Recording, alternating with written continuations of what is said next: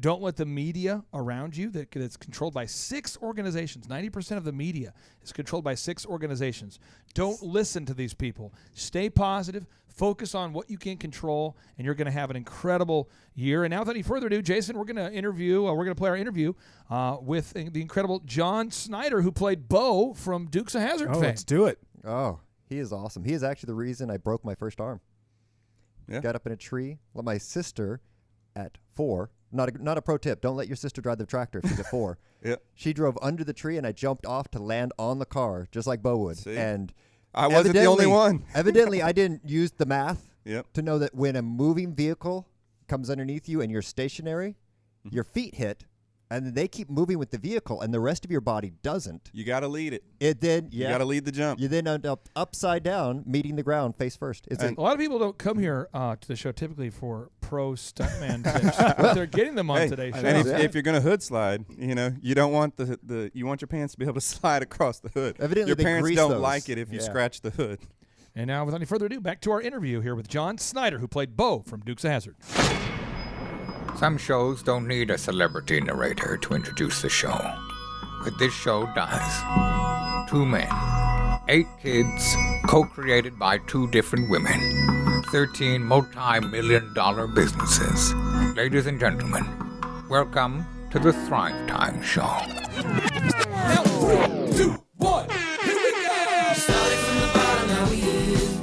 Started from the bottom, and we'll show you how to get here. Started from the bottom, now we here. We started from the bottom, now we here.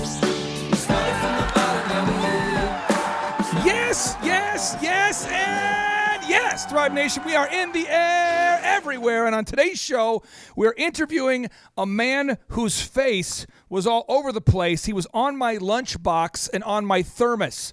For many, many years, I would travel to school and I would ask myself, Self, do you have your shoes on? Yes. Self, have you zipped your zipper? Yes. Self, are you wearing a shirt? Yes. Self, are you bringing your Dukes of Hazzard lunchbox? And I would say yes, and I knew my day would be perfect because I brought the incredible Dukes of Hazzard lunchbox with Bo on it. Mr. John Schneider, welcome on to the Thrive Time Show. How are you, sir? Hi. God, I've never had an introduction like that. Thank you, thank you, thank you.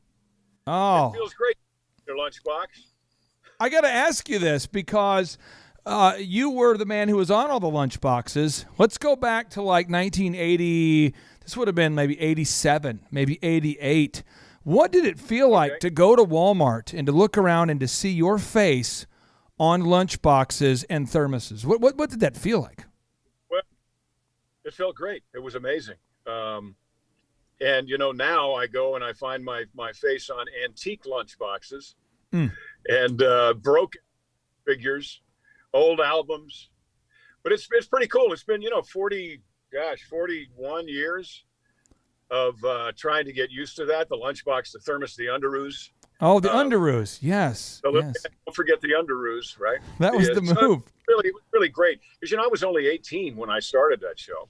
Gosh. So it was a pretty cool life for me. Well, what I want to do is we're going to do kind of a laser show today. We're going to go through a lot of stuff, a lot of stuff. We're going to kind of rapid fire questions because I want to spend most of our time talking about the things you're doing now.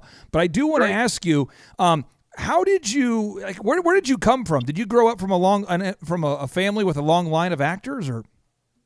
Nope. Nobody in my family were actors. My dad did automobile upholstery, but he had a band called the Crop Dusters. He played the guitar, and he played for square dances in Westchester County, New York. So I'm from Westchester County, New York, which is a very rural area. But nobody in my family acted. I was one of those kids who went to the movies every Saturday and saw a double feature and said, one of these days, I'm going to be up there looking down. So walk us through your path to going from having that thought to, hey, one of these days I'm going to be that guy, to actually becoming that guy. What was your path like? Well, I did every bit of theater I could. Actually started theater at 8 years old. Really? So by the time Dukes happened, I'd already been doing it for 10 years. I did community theater. I did high school theater. I did middle school theater. I did magic shows and put ads in the paper. And I came and did magic shows for kids' parties where the kids were older than I was. So I worked it. I had a plan and I worked it. And by the time I was 16, my mother had moved us to Atlanta.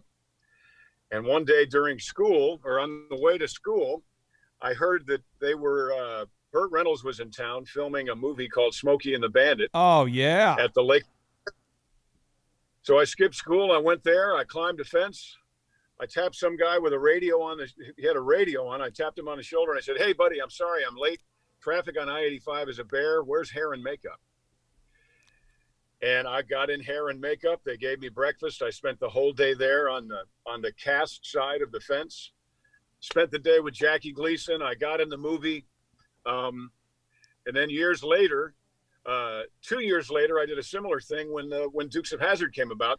But years later, both Burt Reynolds and Hal Needham became dear friends of mine. And they both said, one of these days, somebody's going to bring back Southern car comedies. And it sure wasn't the Dukes of Hazzard movie, because that was terrible.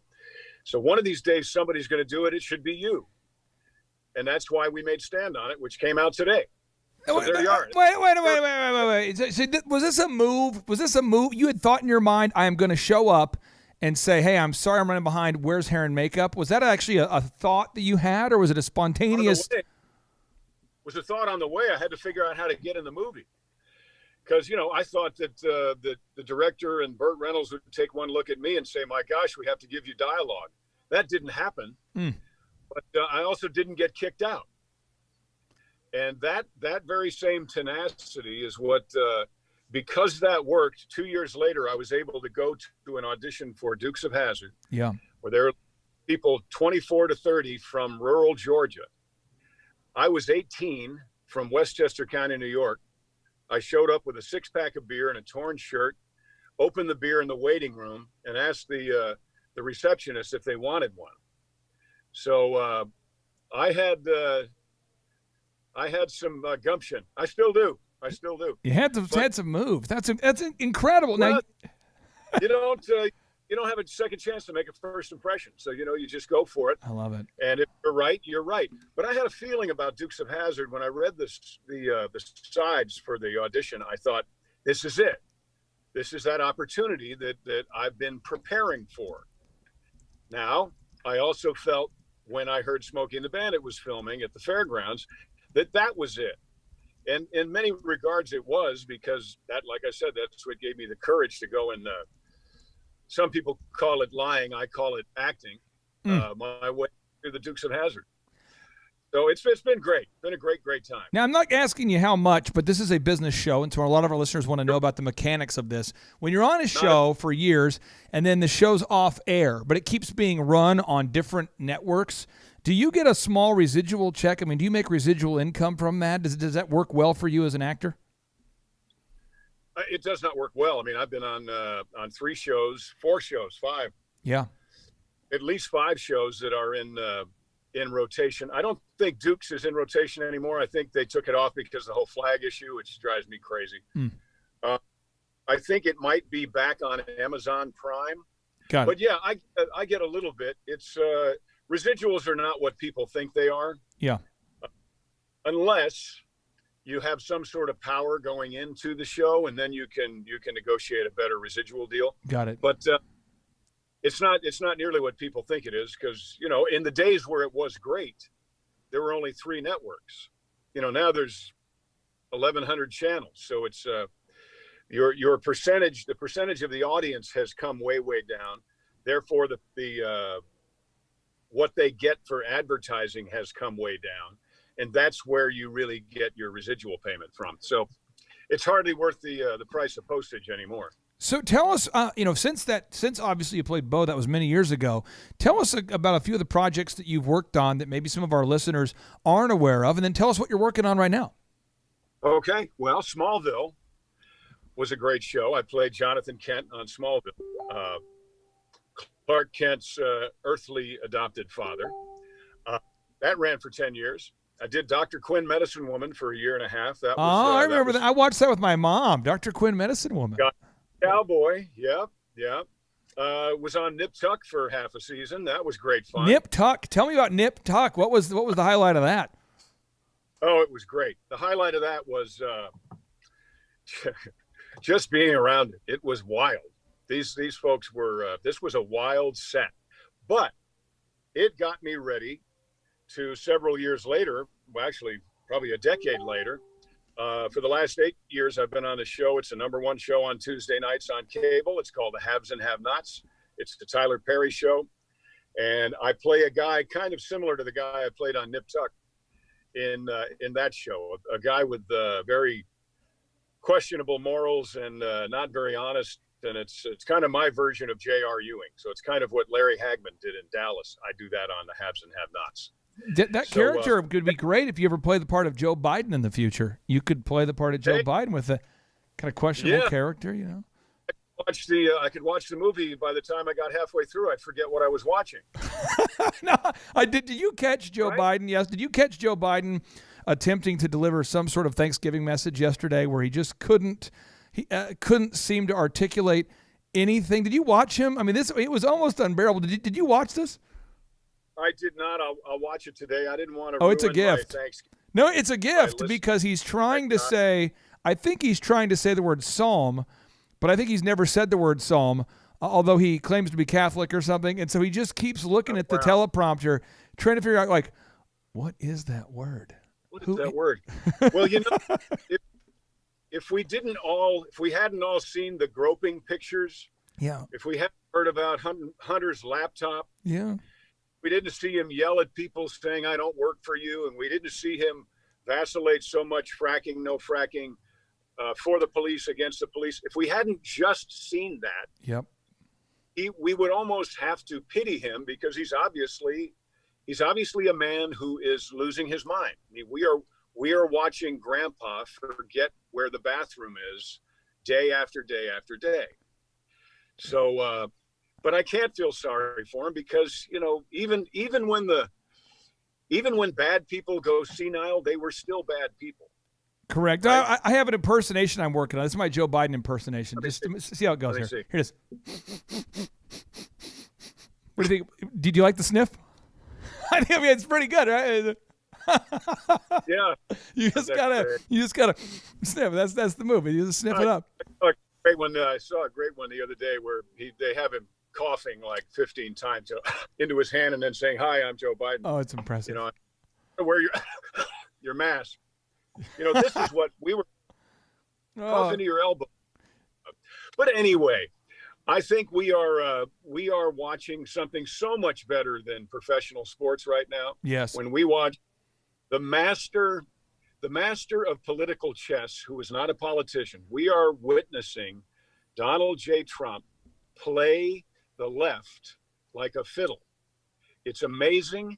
And the fact that they don't even smell it is hysterical. I think it's just hysterical. Now, we interviewed Lynn Wood on the show. This would be 4 days ago. And if you haven't heard that interview, I'm telling you, it's mind-boggling how much voter fraud there is. And we have a lot of our listeners that will email us. So by the way, if you're listening right now, you can email us info@thrivetimeshow.com, info@thrivetimeshow.com.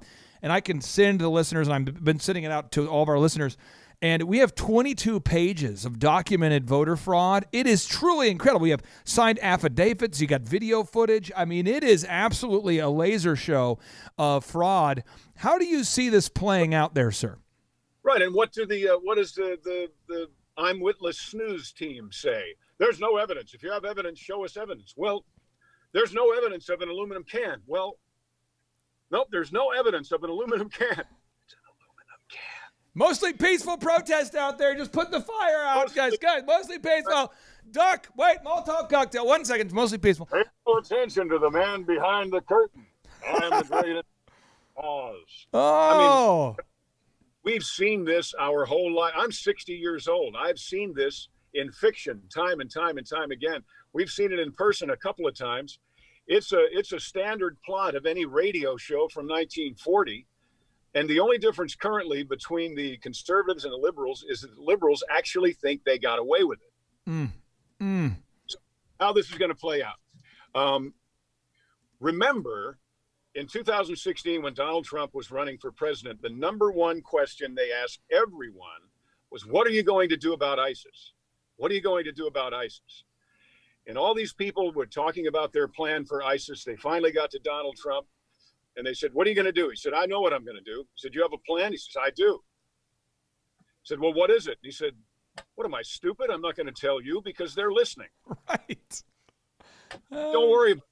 I win the presidency. I'll deal with ISIS. Guess what? He won the presidency. I haven't heard that word other than on Wonder Woman reruns. I haven't heard the word ISIS Amen. in 3 years. Amen. Amen. I believe that the president has a plan, and I believe that they have been stepping into it the whole way along. There's a great saying in the world of poker that if you can't identify the sucker at the table, it's you. I love it. I don't know what his plan is, but I know I met him in the 90s. I've met him. I've met Rudy Giuliani. I know Jay Sekulow very, very well. So our president and our country are in very good hands. Amen. I believe it's going to the Supreme Court. I believe there will be enough evidence that this is indeed an aluminum can. Yes. That there is enough voter fraud, which, by the way, as far as I'm concerned, and I think you can agree with this, there is no acceptable level of voter fraud. I agree. I think the one thing that we really have to look at as a country is at what point do we classify nefariousness as treason? So I just wanted to read you a little example. There's a little. I typically don't talk a whole lot about treason on the Thrive Time Show, but I want to bring this up because I'm on the United States government website, and I've got a link here I'll put on the show notes. But it talks about treason, and this is a code 2381 treason. It says, whoever allowing allegiance to the United States levies war against them or adheres to their enemies, giving them aid and comfort within the United States or elsewhere, is guilty of treason and shall suffer death or shall be imprisoned for not less than 5 years. We go on. It talks about here we go. The rebellion or insurrection. Whoever incites, sets on foot, assists, or engages in any rebellion or insurrection against the authority of the United States or the laws thereof, or gives aid or comfort to, shall be fined under this or imprisoned. Or so we start talking about, well, what's insurrection? Well, insurrection, and again, I hate to do a lot of definitions in a row, but insurrection is a violent uprising against an authority or a government. And so what's happening right now is, in my opinion, nothing short of insurrection. When you start to see blue state governors hold their people hostage and won't let their people outside, destroying their businesses. And when you find out that there's all sorts of Chinese communist money influencing those decisions, and China is, in fact, our biggest threat, I think we're starting to talk about insurrection. I think that's maybe not too far out there. And then when you see the voter fraud, I'm going to read this to you because I think you know this, John, but I want to make sure our listeners know this.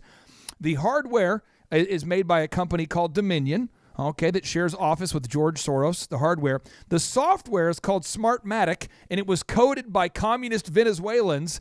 Step 3, the votes are then sent to servers in Frankfurt, Germany, where they are guarded by David Hasselhoff and the Knight Rider crew, I think. And then step 4, the votes are actually counted in Barcelona, Spain, I guess, to celebrate the dream team there for added integrity. And then all of the software is using this thing called Election Guard, software developed by Bill Gates, the same Bill Gates that is a big fan of globalism. I mean, I really do feel like this level of fraud is epic. I mean, what do you think about knowing that the software used to tabulate our votes was coded out by communists from Venezuela? What do you think about that? Well, it's of course there's no room for fraud in any of that, what you just described, right? So it's ballots. Here's something I agree with all of that. It's insane that any logical thinking human being would not look at that and go, we're in a lot of trouble. But here's a reason why treason is involved here. My understanding of this software is the Dominion software. All of it is you don't go to the Apple store. You don't go on your phone and say, I want Dominion software and click pay. Correct. This has to be designed specifically it's like going to an architect. This has to be designed specifically for your specific needs. Yes. It's a la carte. So if that's true, and I've heard that's true. It is true. I can't prove it. But okay, so since that is true, then someone had to have contacted them with a list of what they wanted to do. Yeah, one of the features that's amazing, John, is you can switch votes. It's a feature, and I'm interviewing you. You're going to love this show. I'm interviewing the head of eBay's fraud protection program, and this guy, he explains in great detail. I cannot wait to release this show. But this is what happens: if 100 votes come in online and they're all for Biden, statistically, what chance is that? Okay, now when you have 1,000 that come in favor of Joe Biden, you start to say, wow, that's pretty rare. When you have 10,000 and they're all Biden, you start to say, man, that's really. And now in Michigan, there's 130,000 ballots that came in at the same time. They arrived in a Ferrari, a van, I can't make this up, and a C300 Chrysler. They come in there, a Chrysler 300. They all come in, and they're all Joe Biden. And so you start to talk about that's impossible. The license plate on those vehicles were Soros 1, Soros 2, and Soros 3. Right, but maybe Boss Hogg helped out too. Yeah, Boss Hogg. Yeah, it's Good. This is why it has got to go to the Supreme Court. Yes.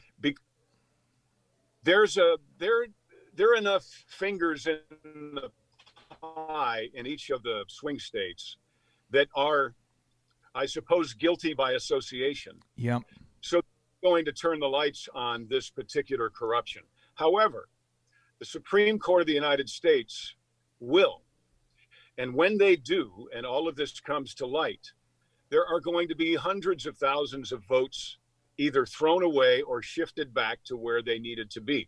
It's impossible to get the numbers as they should have been because of all this corruption, because they threw the envelopes out. True. Remember that? They threw the envelopes and out. they told people to vote to use a Sharpie and not a pen, so that we have people on video testifying they were told to use a Sharpie, so their votes didn't even count. The ballots were thrown away.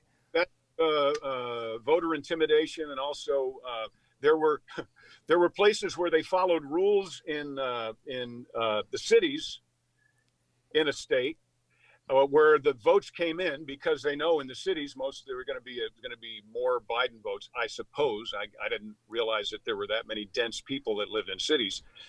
But then the same rules didn't apply in the rural areas, and those were Trump votes, and they denied them. Correct. You can't. It has got to be fair. It has to be an even playing field. Our Supreme Court of the United States will level out the playing field. Yes. And I believe J. Trump will be victorious. And then all those haters that are on my Parler page and my YouTube channel and my Facebook page, they can go pound sand. Hey, by the way, your haters kind of remind me of the people back in Dukes of Hazzard that took like 17 cop cars of these impossibly dumb criminals that are just trolling on you, and then they could never get you two guys. They could never quite catch you. That's kind of how I feel about these social media haters. These are people that they're a bunch of idiots. There's a lot of them. They don't have real jobs. They don't have any real goals. They don't have anything they're working on, so they spend their time trying to tear you down. I've said that to a couple. I said, it must be amazing to have the kind of time you must have to be able to write that to me. And by the way, let's hear some of your music. I'd love to watch your movie that you made. No. Well, I want to bring this up here because I really do value your time, and I know you have a busy day booked here. I had a few questions for you. As far as music, I mean, people don't know this. You've written, I believe, 20 albums and have had 4 #1 singles on the Billboard Country chart, and you recently put out a new song. For the listeners out there that aren't familiar with your new song, tell us about the new song, my friend. The new song is called Roy, and it's on the movie. It's in the movie Stand On It. One of the great things about making movies and doing music is you can put your music in your movies, but you can't put your movies in your music. So this was an opportunity for our trucking music. Got a song called Truck On. We've got a song called Stand On It. We've got a song called Cowboys Don't Get Old. We've got a song called Roy, which I'm much older than you are. It's a throwback to Charlie Daniels' song in the early 70s called Uneasy Rider. So it's pretty great. And if you want to listen to that stuff, folks, you can go to johnschneiderstudios.com, or you can listen to it anywhere music is sold. But what I really, really, really want you to do, I want you to go to cineflixdod.com, rent a movie called Stand On It. If you were a Dukes of Hazzard fan, or you were a Smokey and the Bandit fan, this is my tribute to 2 very dear friends of mine, Burt Reynolds and Hal Needham. And in this movie, I play a guy, I play me, who's a kind of on the wan TV star stuntman who gets bet $500,000 that he can't do for real what they pretended to do in Smokey and the Bandit. So I hit the road with my black Hellcat, my buddy in the truck, and we're headed westbound to pick up 400 cases of beer. It's funny. We've got, if you ever watch Gutfeld, we've got Tyrus, big Tyrus. He's our Jackie Gleason character. If you're tired of sitting around and wondering what in the hell is going to ruin your day next, watch Stand On It this weekend. I promise you'll laugh like you haven't laughed since you were a kid. And tell us one more time, what's that website where we can go see it again? Is it where we can go? I'll go find the movie. Some people are driving right now. You know, some people are. I want to give it an adequate chance there. Google Stand On It, John Schneider. You'll find it. But it's Cineflix, CINEFLIXDOD.com. You can rent it now. It's a 72-hour rental. We just had somebody put up a comment, and she said, "I've had it for 15 hours. I've seen it 5 times." That's awesome. So, yeah, well, I saw Smokey and the Bandit in the theaters probably 50 times. So it's that kind of movie. You're going to want to see it again and again and again. Of course, you know, I'm biased because it's my movie. My wife and I made it with our friends during the pandemic, the worst possible time to make a movie. And we said, screw this. We're not going to sit home and stare at the wall like Joe Biden. Or maybe he was filling out ballots. Maybe that's what he was doing. We're going to get out. We're going to make a movie. We're going to make people smile and laugh again. We're going to celebrate the South. It's a uniquely Southern movie. And yes, I put the rebel flag on the front of my car. If you don't like it, don't rent it. Now, I have 2 final questions for you. Then I'll let you get back to being awesome and doing what you're going to do to dominate the world and save America. What is the difference in your mind between Joe Biden and President Trump? I'm asking this sincerely because you know that 90% of the media is controlled by 6 organizations. And so I have to assume somebody out there listens to our show because they want to learn how to grow a business or start a business. That's what we talk about typically. And they haven't really ever heard, if you had to just say, hey, here are the main 2 differences or main 3 differences, what are the main couple differences between Joe Biden and Trump? I can name the biggest difference. Anybody who has a business knows that you work for the people who walk into your store. You work for the people who pull up your website. You work for the people. Joe Biden, the difference between Joe Biden and Donald Trump is Joe Biden works for Joe Biden and family. That's all he's concerned about. Donald Trump, I believe with all my heart and soul, works for us. And he knows it. Which, imagine that. This is a guy with $1 billion. And he knows what it's like. He remembers what it's like to have to wonder about how to pay for your health care. He remembers what it's like to have to pay off a student loan. And he's doing something about it. He's done something about it since the moment he took office. And he's going to do something about it for the next 4 years. And then my prediction is that someone else named Trump is going to be in that seat next. Now, final question for you here. You have the mic. You can say whatever you want to 500,000 people. A lot of our listeners are note takers, but more than anything, they're action-oriented people. Our listeners love to apply what they're learning. They like to implement. They know that Thomas Edison said that vision without execution is hallucination. So they love to just take action and go get them. What's the action step that you would ask all of our listeners to take today? Today, if you know for sure that you are not happily engaged in what you have been designed to do, and I believe everybody's been designed to do something that makes you smile, something that makes you not want to leave work, something that does not make you a thank God it's Friday person. If you know you are not doing that, if you aren't as excited about work as you were about watching the Dukes of Hazzard on Friday night, then you need to take steps immediately to stop doing what you are currently doing and start doing that which you were designed to do. If you are doing what you were designed to do, expect opposition. If you have the ball and nobody's on your butt, you're probably not a very good player. So if you have the ball and there are things coming at you right and left, take that as a sign that you are on the right track. Go through it, go around it, go over it, but keep moving forward. Oh, that's hot. John, you did not. I tell you what, you blew my mind. The guy on the lunchbox delivered. Yes. Woo. Thank you. guy on the lunchbox. I appreciate that. Sometimes you worry about meeting your heroes, and you over-delivered. Thank you so much for being here. You are so welcome. Thank you, everybody. I appreciate it. Keep doing what you do, and let's watch what happens the next couple of days. It's going to be great. Amen. Take care. Take care. Better than the NFL, because our president will not take a knee. And now, without any further ado,